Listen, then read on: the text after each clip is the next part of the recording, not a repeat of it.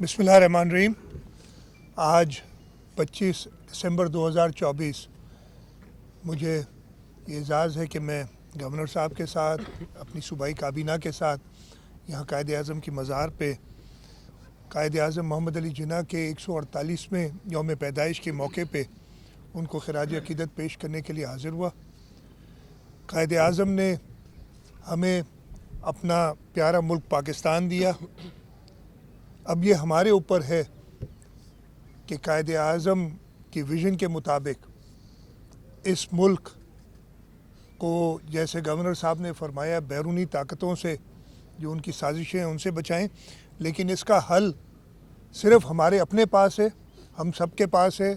दुश्मन तो ज़रूर कोशिश करता है कि किसी न किसी तरीके से नुकसान पहुँचाए, लेकिन अगर हम सब मुत्तहिद होंगे तो मुझे ये पूरा यकीन है कि अल्लाह ताला के करम से हम इस मुल्क को अपने बाद आने वाली जो पाकिस्तान के शहरी हैं, हमारी नस्लें, उनके लिए एक बेहतर, अमन पसंद, तरक्की याफ्ता मुल्क बनाएंगे।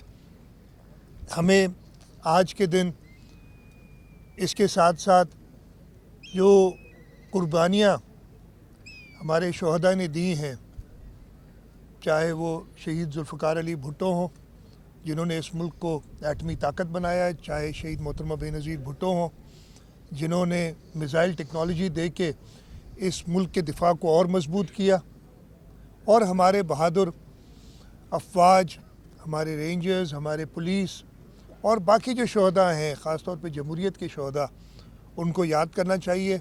इन्हीं शोहदा के खून की वजह से ही हम आज मजबूत हैं।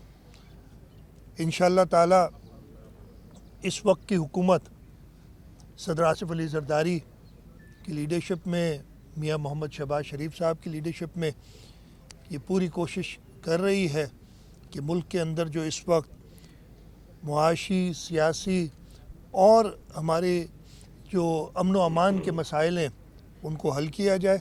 और इंशाअल्लाह ताला मुझे पूरा यकीन है कि मेहनत से, लगन से, नेक नियति से हम इन सारे मुश्किलात पे काबू पाएंगे।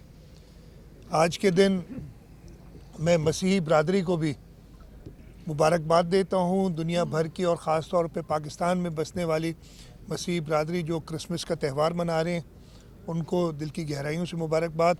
हम कायद आज़म मोहम्मद अली जिन्ना के मज़ार पे खड़े हैं जिन्होंने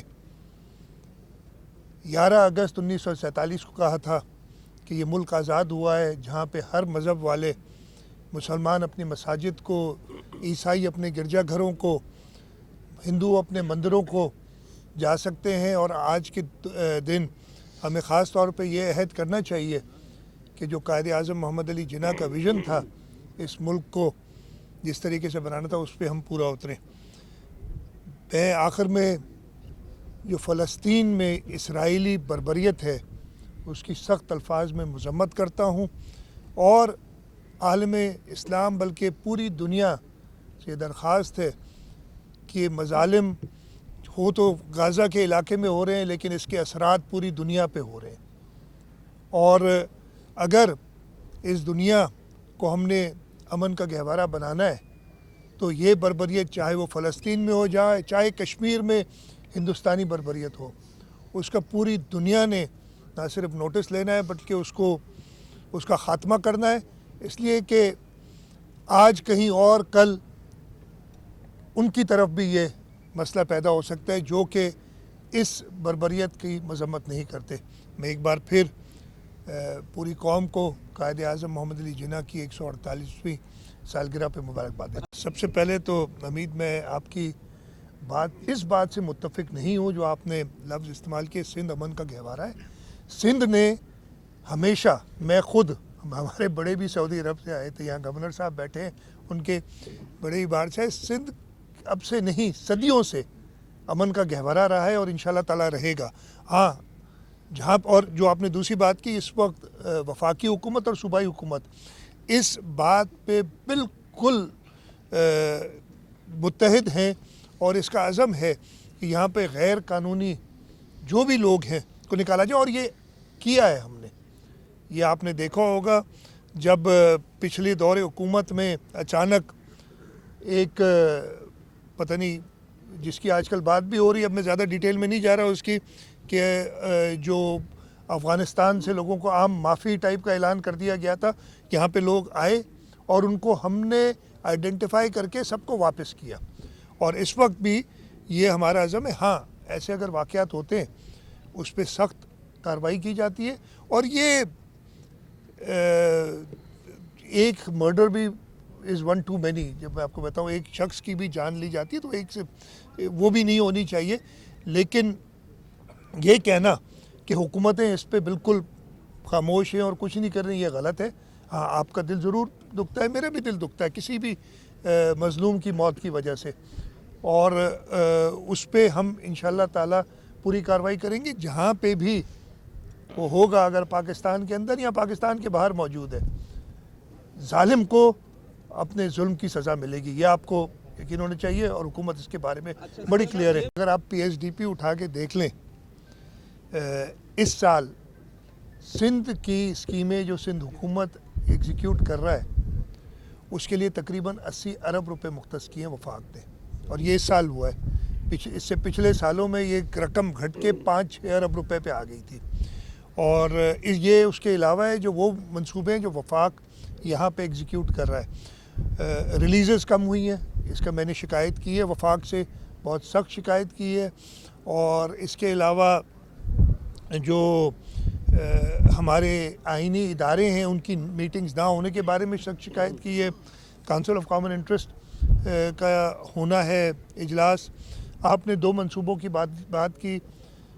جامشورو سے سیون والا روڈ تو 2017 میں اپروو ہوا تھا. 2017 میں سندھ حکومت نے اس کے آدھے پیسے, ایک وفاقی روڈ کو, یہ کہیں اور نہیں ہوتا, ہمیں انفارچونیٹلی یہ کرنا پڑتا ہے, اس روڈ کو آدھا سندھ حکومت نے فائنینس کیا تھا, اور وہ پیسے ہم نے اپریل 2017 میں دے دیے تھے.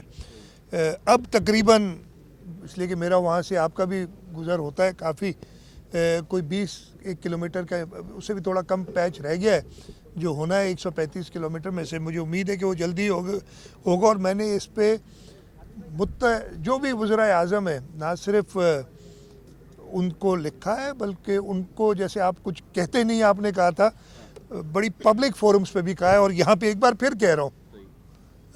اس کے علاوہ حیدرآباد سے سکھر والے روڈ پہ جب یہ پبلک پرائیویٹ پارٹنرشپ میں, دیکھیں یہ بھی ایک بڑی لمبی کہانی ہے. پوری پاکستان کے روڈ فیڈرل فنڈنگ سے بن گئے, سی پیک کی فنڈنگ آ گئی ان پہ, نہ بنا تو کراچی حیدرآباد والا FWO سے بنوا لیا ہے پبلک پرائیویٹ پارٹنرشپ میں, اور حیدرآباد سے سکھر جو ہے انہوں نے کہا کہ جی پبلک پرائیویٹ پارٹنرشپ, اور یہ عمران خان نے شروع کیا تھا, اور پھر شہباز شریف صاحب کی حکومت نے آ کے اس کو آگے بڑھایا. میں ایک کریڈٹ شہباز شریف صاحب کو دوں گا کہ جب یہ منصوبہ آیا تھا تو انہوں نے خود ایز پرائم منسٹر کہا تھا کہ یہ نہیں ہو سکے گا آپ سے پبلک پرائیویٹ پارٹنرشپ, اور میں ان کے ساتھ تھا, میں نے یہ ریز کیا تھا. اس وقت کے وفاقی وزیر اور باقی لوگوں نے کہا نہیں جی ہمارے پاس بڑی اچھی ٹرانزیکشن آ گئی ہے اور ہم اس کو بنائیں گے. انفارچونیٹلی ہوا یہی, سال ایک انہوں نے اس پہ کوشش کرتے رہے اور ان سے فائنینشیل کلوز نہیں ہوا. ابھی بھی ہماری ڈیمانڈ وفاقی حکومت سے یہی ہے کہ اس کو وفاقی فنڈ سے بنایا جائے.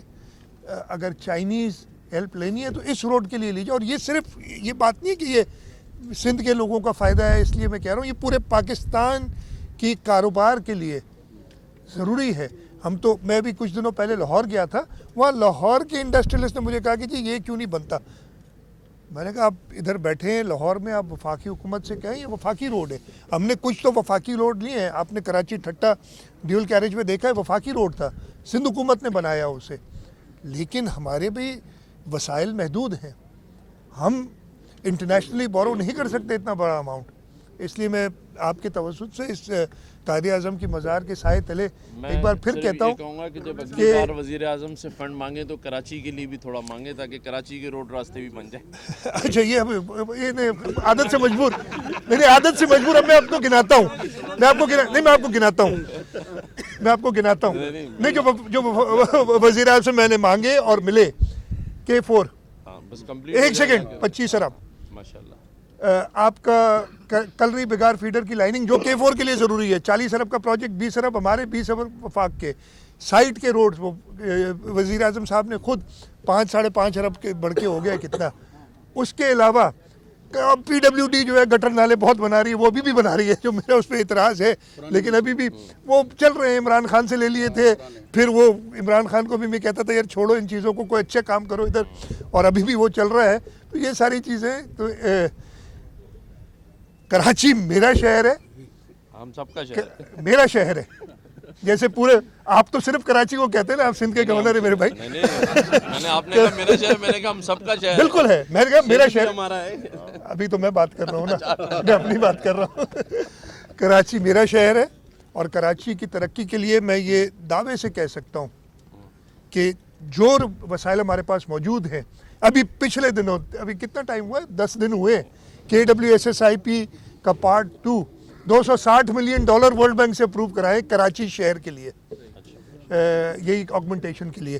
تو یہ میں تو یہ کہوں گا کہ کبھی میری طرف سے تو ایسے کوئی تفرق پیدا نہیں کیا گیا پورے سندھ کی ڈیولپمنٹ کے لیے.